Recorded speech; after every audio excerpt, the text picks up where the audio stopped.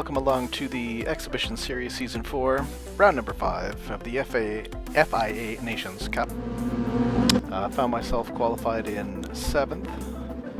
I had a couple of scruffy laps, didn't have the greatest go. Definitely was able to do better, should have been up in the top 5 for sure, possibly top 3. So because of that starting position in 7th, I wanted to make sure that I had some tires left in the end of the race. This car tends to wear out its front tires more so than the rear, so a lot of folks going for the fast laps with the brake balance a little bit towards the front to make sure the rear didn't step out, but I decided to give it a go with it balanced. I wanted a nice balanced set of tires coming to the close of the race in the last couple of laps to be able to attack and hopefully make some moves. So at this stage of the race, just trying to stay in the slipstream, make sure those guys in front don't walk away.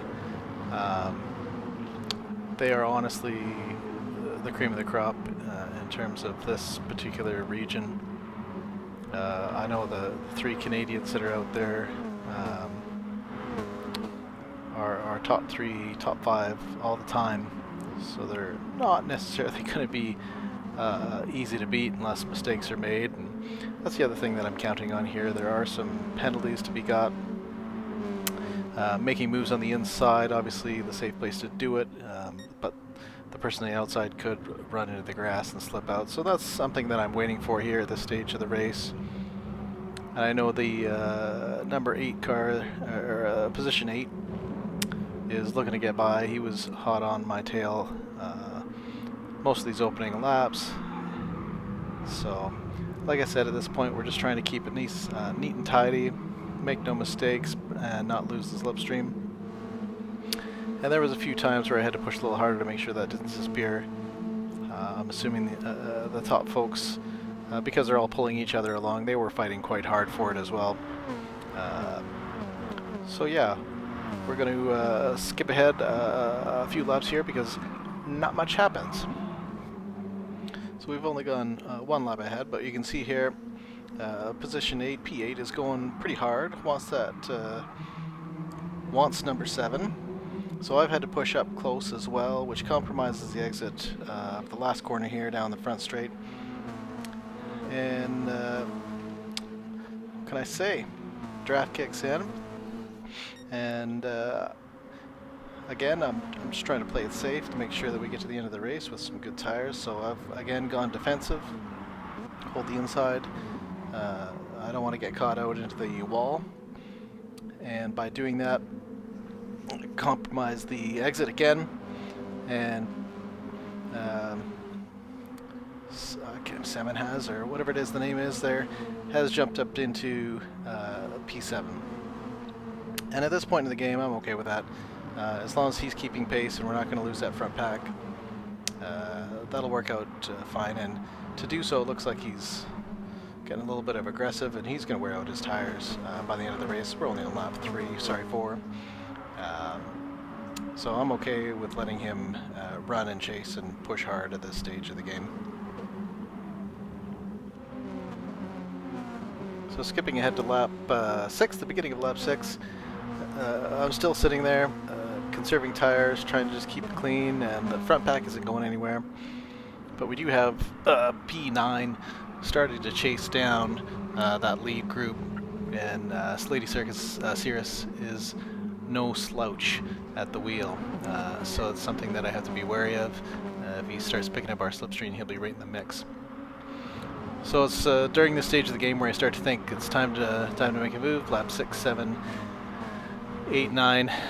8, 9 obviously being the big ones to make it stick and not be able to get passed back. So pushing a little harder through here, trying to find the limits with the worn tires. I unfortunately didn't have time to practice with actual tire wear on. Just did a bunch of practice laps in the FIA practice session, which obviously doesn't have tire wear or fuel wear or any of that stuff. So you kind of get used to driving with infinite tires, which isn't necessarily good, not great practice.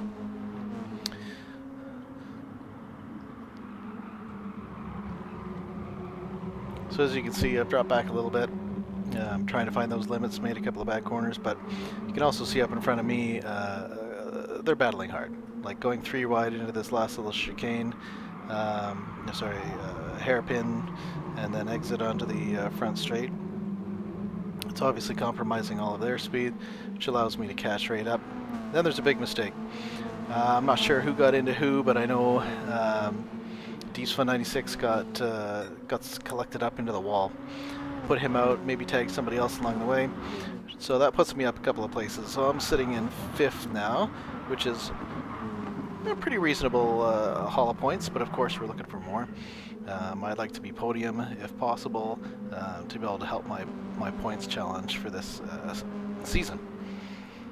So again, we're pushing hard, slipstreaming, making sure that we're not going to lose places. And we've already had that little battle with P5 there, and they've been able to take that place, which has got me a little bit teed, but I also know that he's pushed hard the whole way. He doesn't have the casual pace. He's got to push really hard, so in my mind I'm thinking that his tires are going to be warm. He's still got 7, 8, 9, or half 7, and then 8, 9 to go. So he's going to have some compromised exits, maybe some late brakes. He's going to end up deep into corners. So there we go. One car has got a penalty. They've had to pull off race line. It's given us back a P5, which is great. And I've set my sights on P4 here. Unfortunately, P4 also tries something a little bit different, brakes a little bit earlier than expected, tag, and that unfortunately tags Turismo Leicester. Completely unwanted result. I apologized afterwards, Turismo Leicester, and to make up for that little bump, I gave P3 now a little bump down the straight to keep him into the mix, try to find that draft of Rev It Up Man. That is racing. I went for pretty aggressive brake strategy. Car number 8 there did not. Went for a very conservative strategy, probably again for those worn tires, which unfortunately I wasn't able to quite get inside. Gave him a little tap, domino effect. And at the end of the day, Turismo Leicester is the one that lost out on that. And like I said, I apologized, and later on I saw him back in the lobby, and he did very well, so he got his points for the day. So I'm happy that it didn't work out really poorly on the whole for him. So now the strategy is to chase car 8, see if we can make a pass. Again, I know that he's suffering, but possibly not suffering as much as Rev It Up Man. So I'm gonna hopefully pick a winner here. I've draft in behind Rev It Up Man, switch it over, come to the inside. Again, I'm defending at the same time as trying to make up these places, so I'm having to think about P5, car number 3. He's obviously fast. He's ranked 3 in the room. I'm ranked 10, so he's going to be trying to come through. Again, a defensive line, make sure I don't go too deep into the corner and give up the inside on the exit. And ended up making a move to get on the inside on the exit, but of course it compromised my straight line speed all the way down here, so a bit of a drag race all the way. Going to the final lap, I'm in a pretty good position, P4, don't mind that. So I'm going to go for a defensive move again. Rev It Up Man wanted to come up the inside, so I had to close that door. Ended up tagging me as I opened up to try to release and get some good momentum down the short little straight down the hill. And you can see we're all 4 chasing that 3rd spot on the podium. And figured at this point it was best to tuck in and maybe get a little bit of a draft, try it down the hill. It's hard to pass through here because there's really on the racing line at full chat there's only room for 1 car width. And we'll make a move a little later on where there's an opportunity. I believe I wanted to hit this one to make sure I got a good exit, so I had a different line, and they braked late. Ended up trying to go hard, caught some grass, little bump on the way out, which I think slowed us both down, but allowed me into that 3rd place position with a drag race up to the next corner. and a late break, but not too late. Make sure that we hold our line. Don't let anybody on the inside. And from this point on, kind of got it made as long as I can hold the inside line for the next corner.